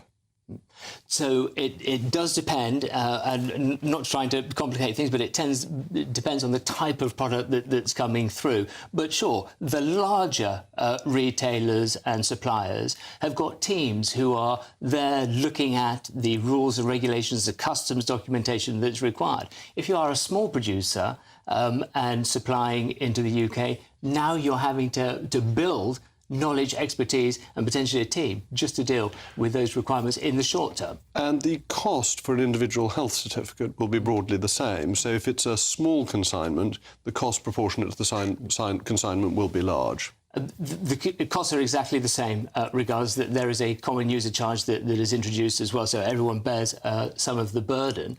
There is another complication, which we've heard recently, that there is a lack of capacity in the EU for the vets who are required to sign the export health certificates, and particularly in Germany, Poland, Spain and Italy, that's a problem. So we're urging the government to work to ensure that that side, the administrative side required in the EU, is in a position to be able to support businesses. And to what extent do you think the risks are real? I mean, DEFRA always argued that they were trying to stop swine flu getting to the EU, getting into the UK. That was the one thing they said, if we don't do this, we'll have swine flu coming in. I mean, swine flu obviously doesn't come in on a strawberry. But are there real risks that they are protecting us against from the EU that you can think of? There are risks, and it's not just about the pests and diseases, important though those are, things like cattle blue tongue, for instance, or the swine flu, avian flu, but there are also the potential for vegetable products, plant products to have pests and diseases that would infect the UK. So there is a requirement to ensure that we've got a safe border, but there are new innovative technological ways of providing assurance of the suppliers under a trusted trader scheme, which would help alleviate some of these problems. And could remove the bureaucracy. Now, one of the arguments that some traders have put is that the EU's done this to us, and therefore we ought to do it back to them, a sort of tit for tat. Do you think that's a strong and reasonable argument? I'm an advocate, the Institute is an advocate for free, compliant international trade. And I don't think you get anywhere from tit-for-tat reactions. It is a requirement of the TCA, the Brexit agreement, that we do have an operating border. Under WTO rules, it's a requirement that we have a functioning border. And the BTOM, the Border Target Operating Model, is a hugely positive initiative. The issue is around the implementation and making sure that those principles of free trade and encouraging global international trade are applied in that implementation. Well, thank you very much. Some of the people I was working with on the target operating model were some of the best civil servants I met whilst I was in Whitehall. So there are at least some very good people on it. Thank you very much, Marco. Coming up next, it's the peers versus the people as the upper chamber debates the second reading of the Rwanda bill. But will it heed the will of the people? Plus, is banning smoking and single-use vapes the most serious issue facing the country currently?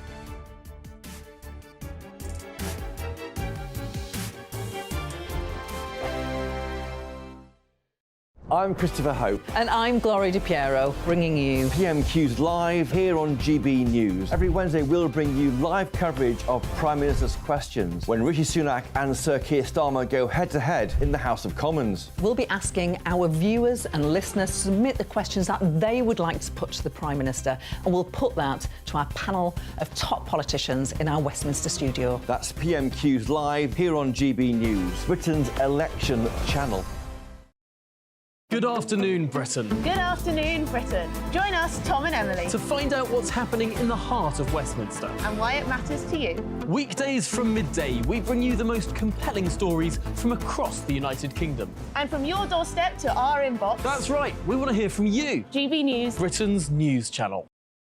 GB News, unlike other broadcasters, isn't obsessed with the London-Westminster bubble. We think there's a nation beyond the M25, and that's why we talk about the issues that matter across the land. Join me on State of the Nation, 8 to 9 o'clock, Monday to Thursday, on GB News. Daisy's listening, and you should too.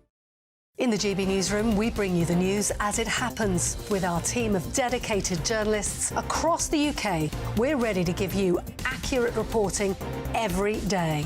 When the news breaks, we'll be there with bulletins on GB News, the People's Channel, Britain's news channel. Big news, big debates, big opinion. Patrick Christie's Tonight is the week's biggest show. Every weekday, 9 to 11 p.m, we've got the inside track on the day's top stories. There'll be sharp takes you won't get anywhere else. We will set the news agenda, not just follow it, and I want to bring you along for the ride. Whatever it is, we'll have our finger on the pulse. It's news, but it's this close to entertainment.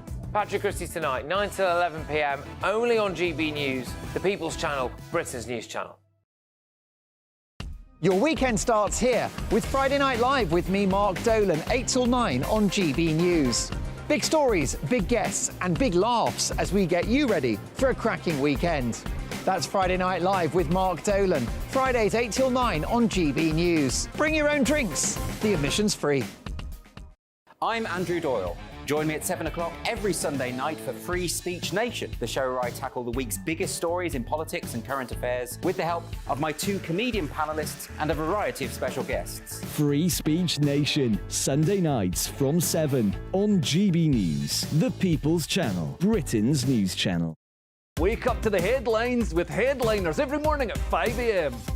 We treat you to the day's biggest stories before anyone else, 7 days a week. You can catch up on everything you need to know before you've even had your kippers. Headliners every morning at 5 a.m, only on GB News, the People's Channel, Britain's news channel.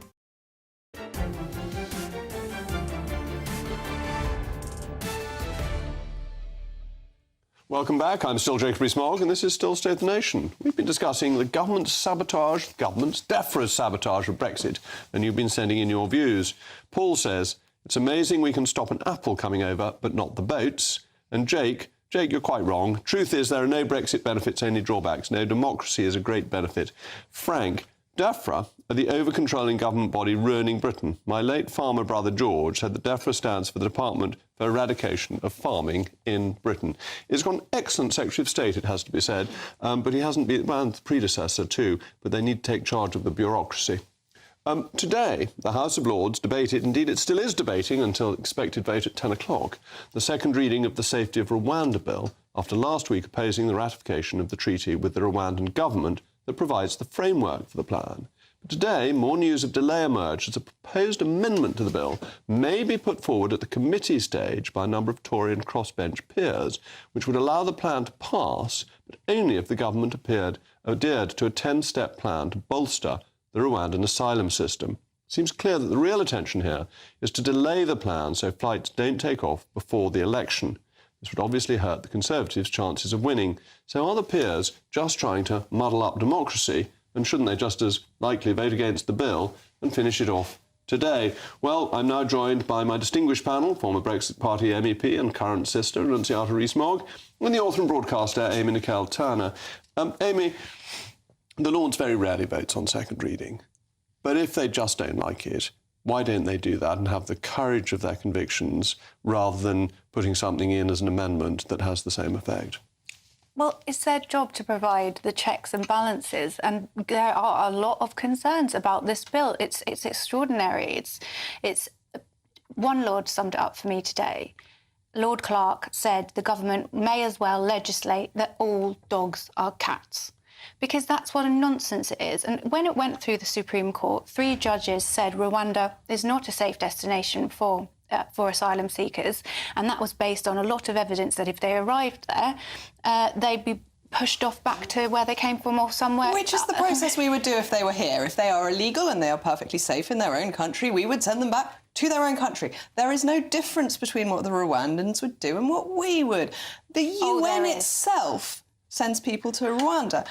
So if they think that it is perfectly safe to send people to, why don't we? Why does the House of Lords and the Archbishop Welby know better than anyone else in the world? Because it would be in contravention with the ECHR. And if we start to repeal human rights for some people, then we end up repealing them for ourselves. These are protections that we need vitally for things like the Good Friday Agreement. Centuries. It would bring into question that type of we thing. take for granted in this country and we have given to many other countries.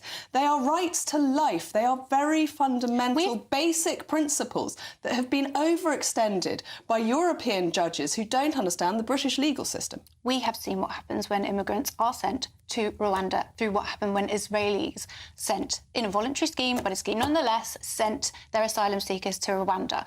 And then, guess what? They weren't treated well, and a few of them actually ended up dead. Which is exactly why we have done a very serious, non-voluntary, but serious agreement with the Rwandan government as to how people will be treated and what the processes will be. This has been done over and over again. The government has gone through it all. They have tightened up the loose areas and have ensured that it is safe. How much money? Why is an undemocratic House of Lords trying to overrule the will of the democratically elected House of Commons? This is not the will of the people. It's absurd to suggest the will of that. the democratically elected House of Commons. It is. £400 million. Come on, let's just regroup. Let's take that money back and put it somewhere where it could actually do some good. It's not going to reappear.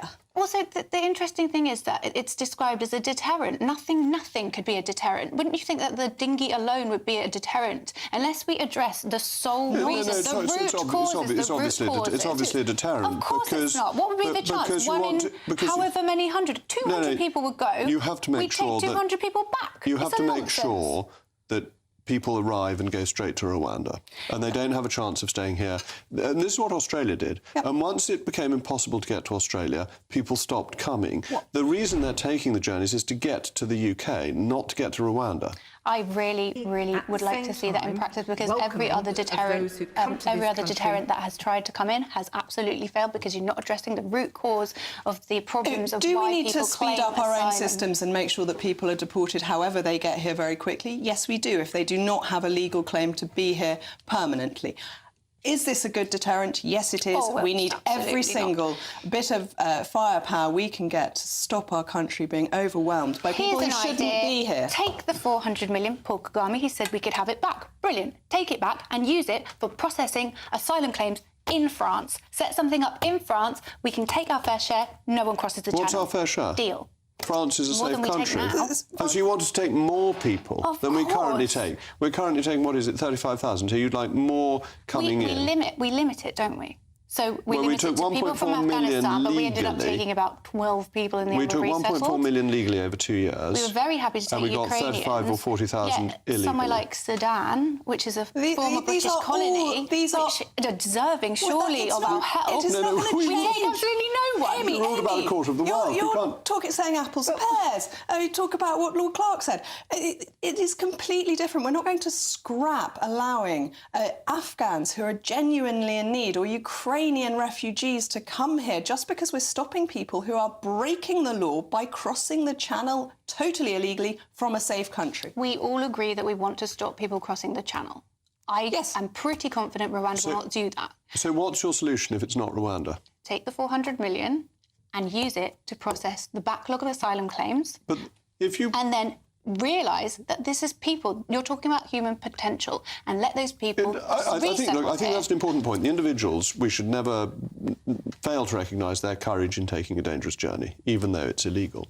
But if you have a route via France, you'll just get more people going to France to try and come through. Once you set up a specific route, that is what people will use. And what you need to do is stop the routes to deter people from coming, because we cannot take the millions who would be able to make a claim for asylum here I if they get actually here. think that's fear-mongering, saying 1 million. We currently take less than our European counterparts. We could at least start by taking a few more Well- people and having safe and legal routes, which But are I think it's been a proven calculated. deterrent. I think if that we it's been offered safe calculated and that legal there are routes, 700 million people in the world who would be eligible for asylum under the current laws. And we've lost over 1 million people here who have overstayed visas, who have come here illegally in the first place. If you add them all up, we are well over 1 million people that are totally undocumented in this country already. We need to get a grip on our borders, and the biggest part of that at the moment is the one that people actually come over in their thousands every year, and that is between here and France. It is the people crossing the channel very dangerously, and we need to deter them risking their lives in order to live in this country. That's not how you deter them, though. OK, Amy thinks that's not how you deter them, and she gets the last word. Thank you to my panel. Coming up, we'll be continuing on the subject of migration, as a Sunday Times investigation has revealed the fact that universities have been effectively selling visas. Plus, there's a monkey on the loose in Scotland.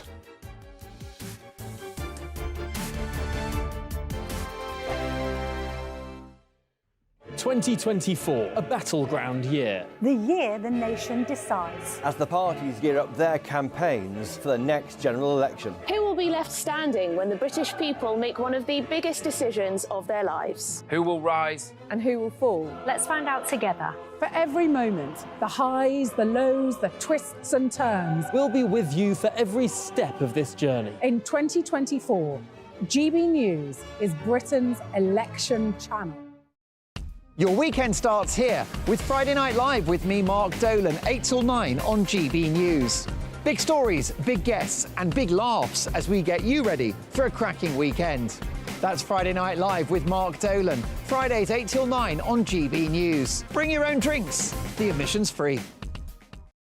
Wake up to the headlines with headliners every morning at 5 a.m.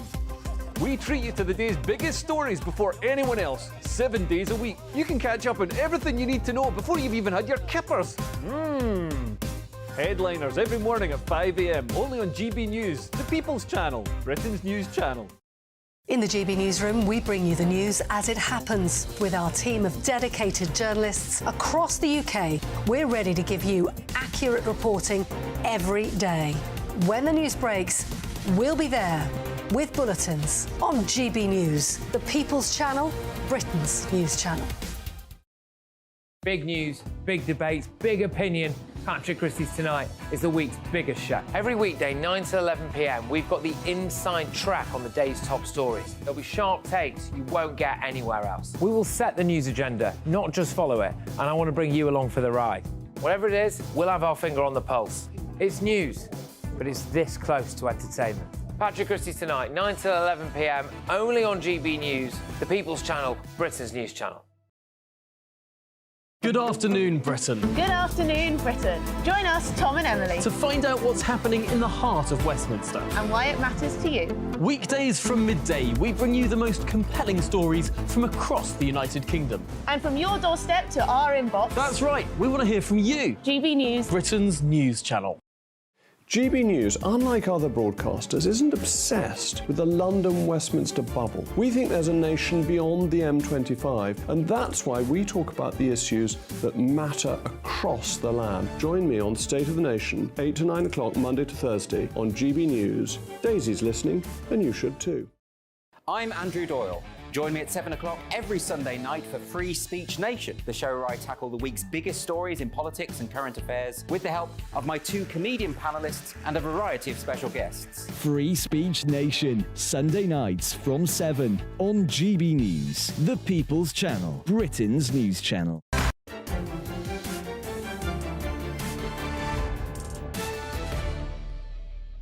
Welcome back. We've been discussing their lordships and the House of Lords debate on the Rwanda plan, and you've been sending in your views. Rick says, Mr Mogg, you speak with forked tongue. The Rwanda bill is not the only means of stopping illegal migrants, and you know it. Well, Rick, please email in again to say what your solution is other than Rwanda.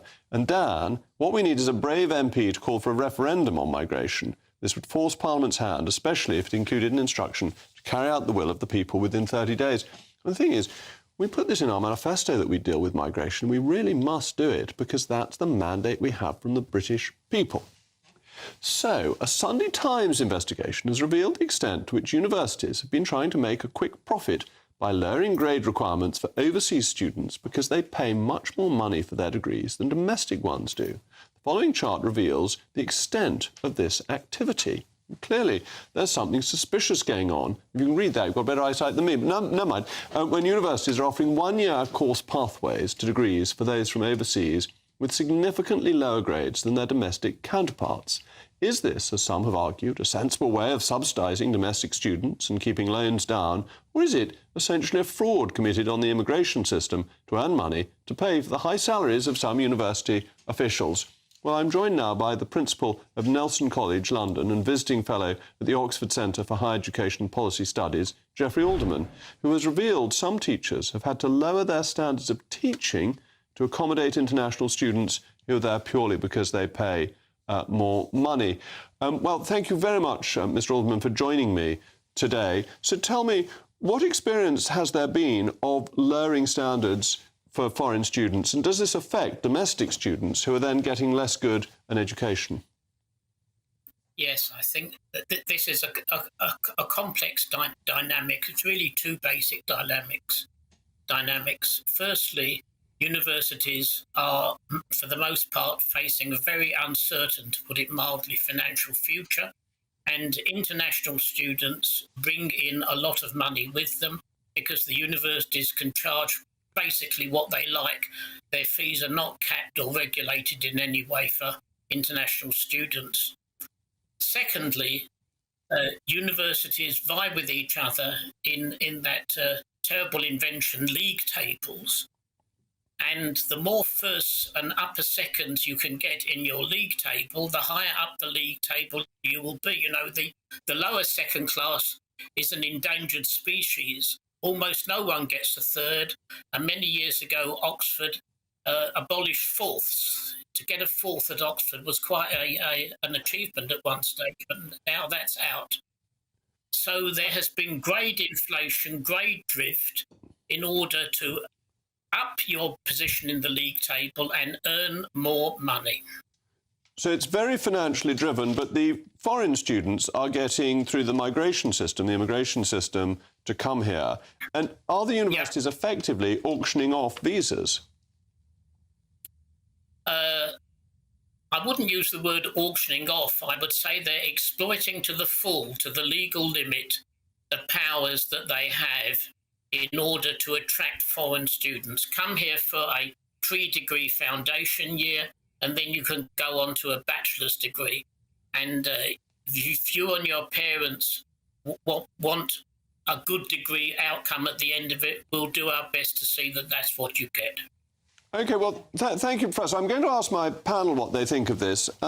Amy, Student fees don't provide the income that universities need from domestic students. Is it fair to charge a higher price to foreign students to top up the income? I think it just shows how squeezed financially higher education is at the moment, and I fear without the funding, the first courses to go will be the arts and humanities courses. So we do need international students, but I have to say, when I saw these grade inflations, they did... I mean, I saw my own university there and I did feel a hit of injustice. However, I can see why they need the funding. So unless the funding is going to come from somewhere else, I'm not completely... Well, isn't this fine? Why can't the foreign students just buy a few places, bring some extra money in, makes it cheaper for domestic students? Who loses? The domestic students. Why do they lose? Because we are in a global economy and they are competing for the very best jobs. If they go to the very best universities, they're competing for the best jobs around the world. And if British degrees are degraded because 5Bs is not equivalent to 3As, then they are not seen as such serious candidates. So you're more concerned about grade inflation than you are about It's that if they're allowing foreign students in on much easier grades, then the value of the degree, the difficulty to get into the degree and the rigour of doing the degree are not going to be to the same extent, and therefore degrade the value of it for the workers who come out the other end. But doesn't it depend if the places are extra or not? If they're extra places and they get extra money, that's fine. If they're taking places from British students and there are fewer places overall, that's a problem? I think that the point is that there wouldn't be any places that the universities need this funding to survive. So for our whole institution to... But is that because we've got too many universities, some of which aren't good enough, and they should, if they can't raise the money, they should we've go? got very, very falsified targets of how many people should go to university and what that is likely to lead to for their later life, that most people never get to a point where they can pay off their student loans or need to,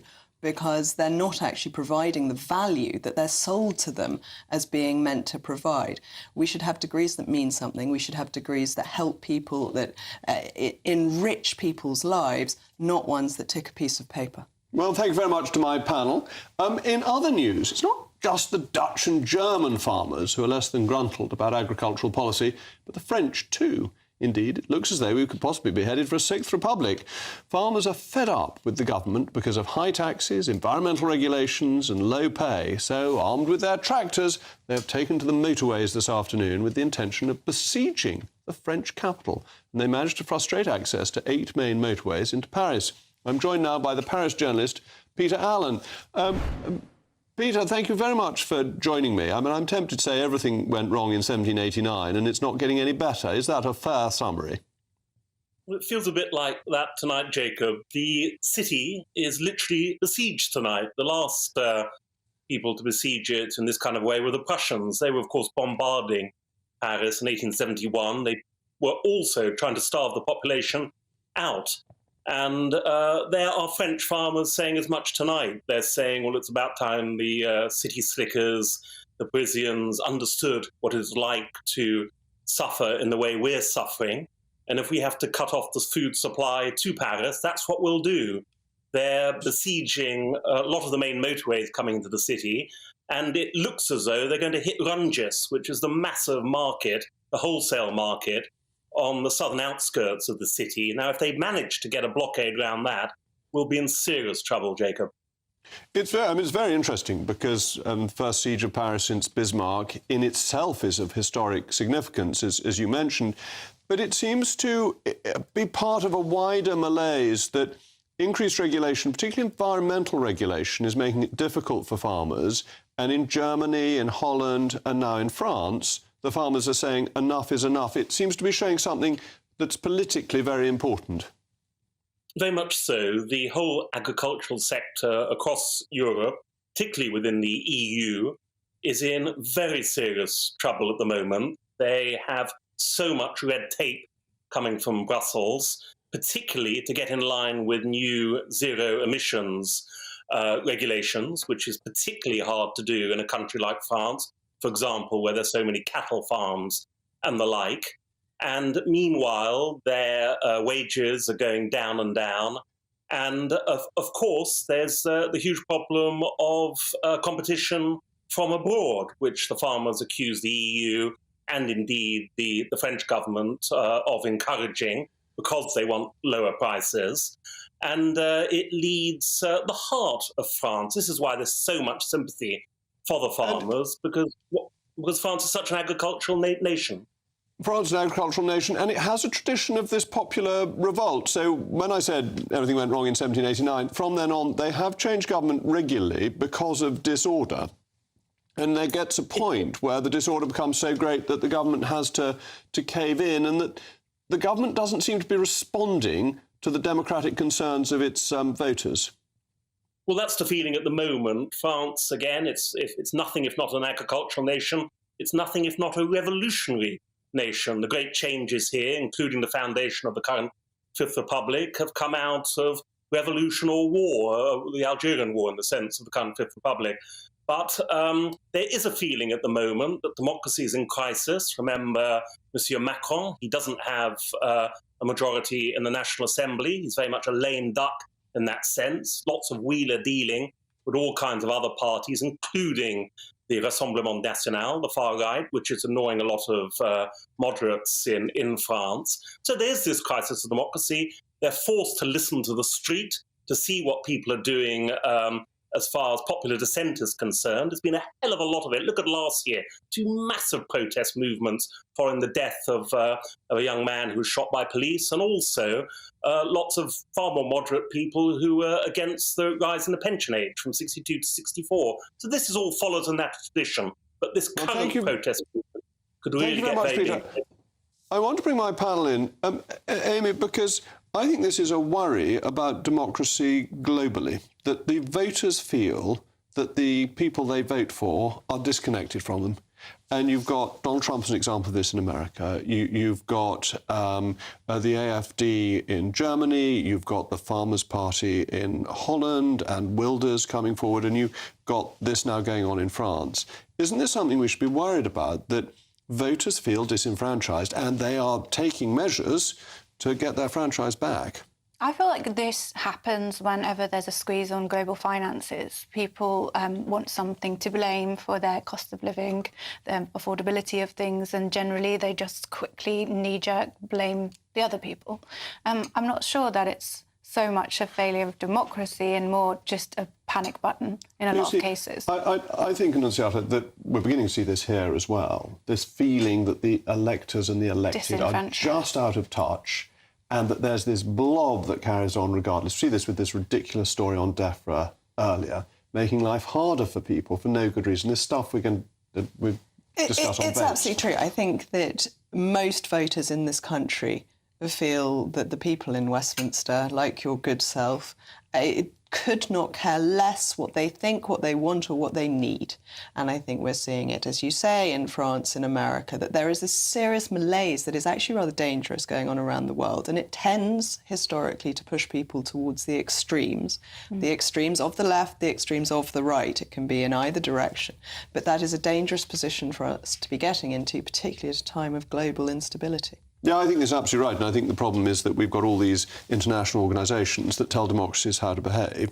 But that's perhaps a discussion for another time, because we haven't got time for it now. Thank you to my panel. Coming up, I'll be asking what Sir Winston Churchill would have thought of the government's proposed ban on smoking. Plus, is there a monkey on the loose in the Scottish Highlands that's not a moose loose about this house? It's a monkey, I think.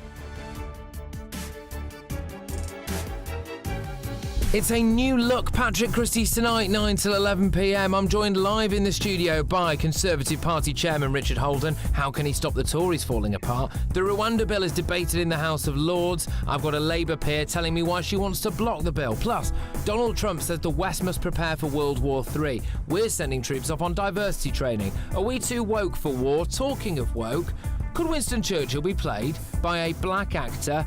It's a brand spanking new Patrick Christie's tonight. It's 9 till 11 p.m. Be there. Good afternoon, Britain. Good afternoon, Britain. Join us, Tom and Emily, to find out what's happening in the heart of Westminster and why it matters to you. Weekdays from midday, we bring you the most compelling stories from across the United Kingdom. And from your doorstep to our inbox. That's right, we want to hear from you. GB News, Britain's news channel. every Sunday from 11. Join Michael Portillo. There'll be topical discussion, looking at the week before and the week to come. So kick back and relax at 11 a.m. on Sundays on GB News with me, Michael Portillo. GB News, the People's Channel, Britain's news channel. Your weekend starts here with Friday Night Live with me, Mark Dolan, 8 till 9 on GB News. Big stories, big guests and big laughs as we get you ready for a cracking weekend. That's Friday Night Live with Mark Dolan. Fridays 8 till 9 on GB News. Bring your own drinks. The admission's free. Big news, big debates, big opinion. Patrick Christie's Tonight is the week's biggest show. Every weekday, 9 to 11 p.m, we've got the inside track on the day's top stories. There'll be sharp takes you won't get anywhere else. We will set the news agenda, not just follow it, and I want to bring you along for the ride. Whatever it is, we'll have our finger on the pulse. It's news, but it's this close to entertainment. Patrick Christie's Tonight, 9 to 11 p.m, only on GB News, the People's Channel, Britain's news channel. Join us every night on GB News at 11 p.m. for Headliners, which is 3 top comedians going through the next day's news stories, which is exactly what you need, because when the establishment has gone crazy, you need some craziness to make sense of it. Headliners. You don't have to bother reading the newspaper. We've got it covered for you. Every night at 11 p.m. and repeated every morning at 5 a.m. We won't send you to sleep like some of the other paper review shows out there. So join us 11 p.m. every night on GB News. The People's Channel, Britain's news channel. Tired of the usual focus-tested, pre-prepared Westminster runaround? Well, so am I. So you want higher taxes? Is your department to blame for this? Are you rethinking this policy? Every Sunday at 9:30, I'll be sitting down with those in power to get the truth about the issues affecting you. Let's be honest, we've known about the cost pressures of this project for years, not months. That's the Camilla Tominey Show, a politics show with personality. On GB News, the People's Channel, Britain's news channel. I think the most exciting bit for me is talking to people. People who I think are ignored often by the major news channels. We're going to give news they want to hear. There's a voice there that needs to be heard. I think there's a chance here for a diversity of opinion to be expressed, which you don't find elsewhere. It's really exciting. We don't hold back. We're free to say how decisions that are taken here affect us all around the country. Only on GB News, the People's Channel, Britain's news channel.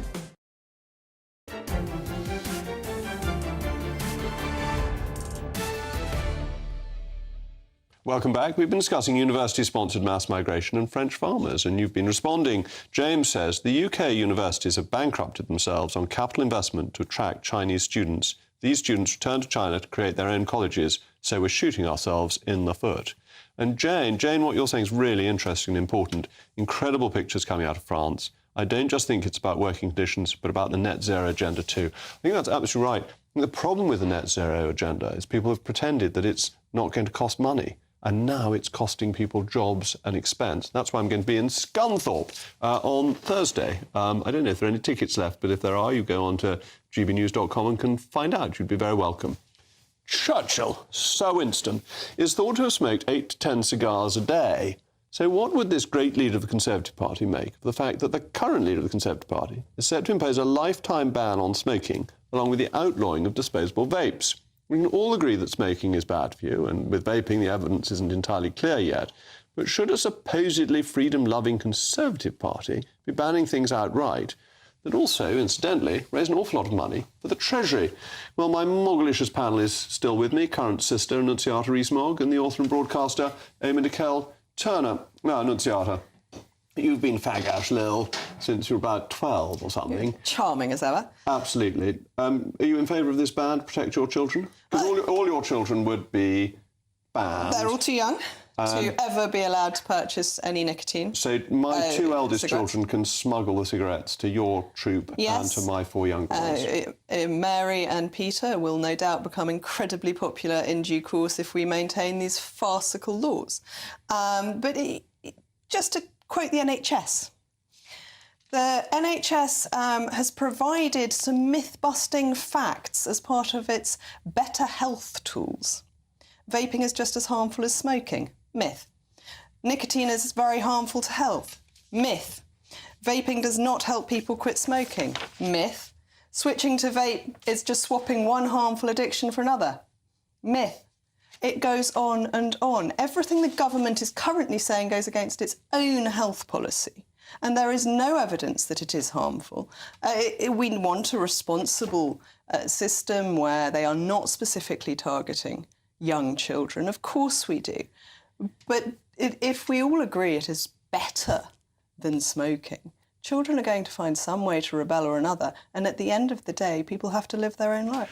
Isn't that a rather practical way of looking at it, that children will rebel one way or another? And if a child is going to rebel, you'd much rather the child vaped than smoked. It's not about that. Today is not about that. Today is about mainly the environmental damage that these single-use disposable vapes do.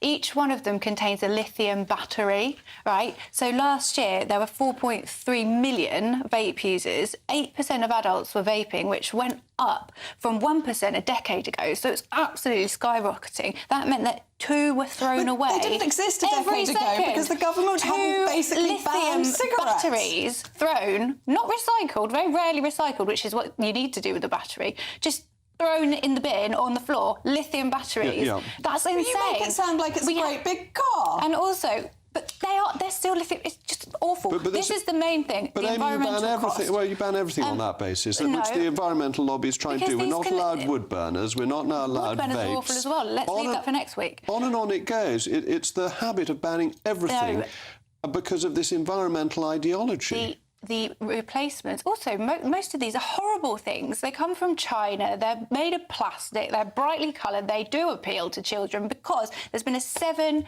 times increase in 11 to 17-year-olds vaping since 2021. The latest this figures needs addressing. say that But there's been 20% of 11 to 17-year-olds have tried vaping. 1 in 5 17-year-olds has tried vaping. That is not exactly an enormous number or an epidemic sweeping our country. They will have tried alcohol. They will have possibly tried cigarettes, despite the government's best efforts at banning them, The thing is, which the New Zealand government, finally, with a ray of common sense, has undone the policy because it doesn't work. I'd be more Australia on this one, OK? They've completely banned vapes and you can only get one with a prescription. I probably wouldn't go that far, but what I would say is they need to be used in a healthcare setting, sold in a healthcare setting and not commercialised, and people are buying vapes to match their outfits. If you look around the streets of London, you will see more nitrous oxide little canisters on the floor than you will disposable on vapes. my way the here, fact I did that not it is see a nitrous illegal has oxide not canister, but I meant did they see do not get thrown everywhere. Kids in their school uniforms vaping on the tube. This vaping for kids, we need to roll it in, but I think it's more this disposable vape. But we know that cannabis is illegal, and yet it's available, apparently, almost anywhere anyone wants it. We don't enforce the laws against a serious drug that causes people to have psychotic episodes, and yet now we're fussing about vapes, which don't actually, the evidence we have at the moment, cause people any harm and help them give up The amount of smoking. environmental damage that is caused by these disposable vapes is huge. They land on the floor, they infiltrate all the biodiversity in the area.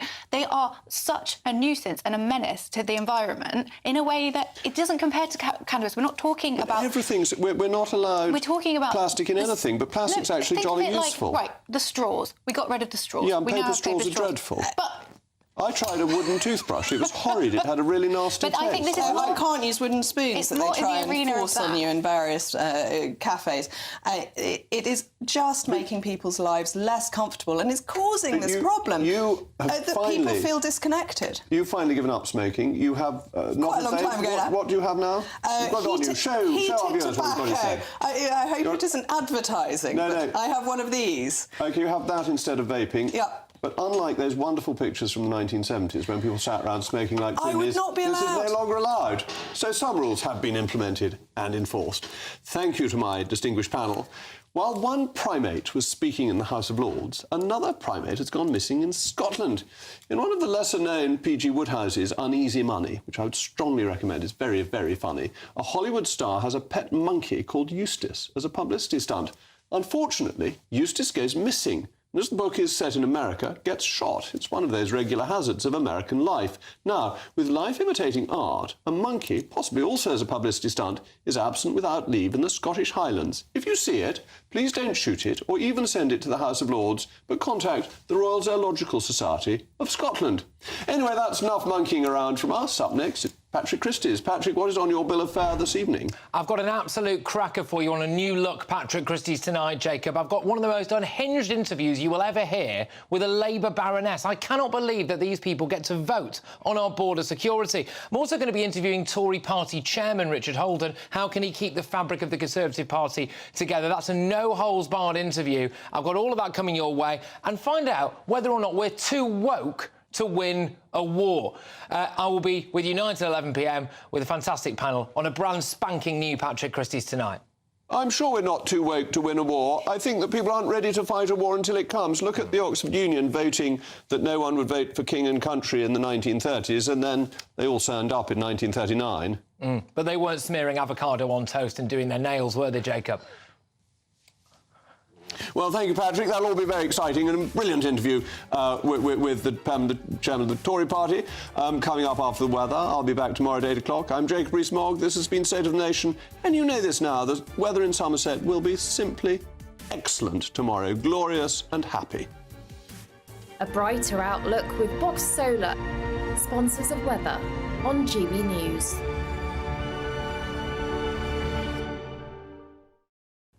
Evening, I'm Alex Deakin. This is your latest weather update from the Met Office for GB News. Bit of a drab start tomorrow, but it should cheer up in many locations.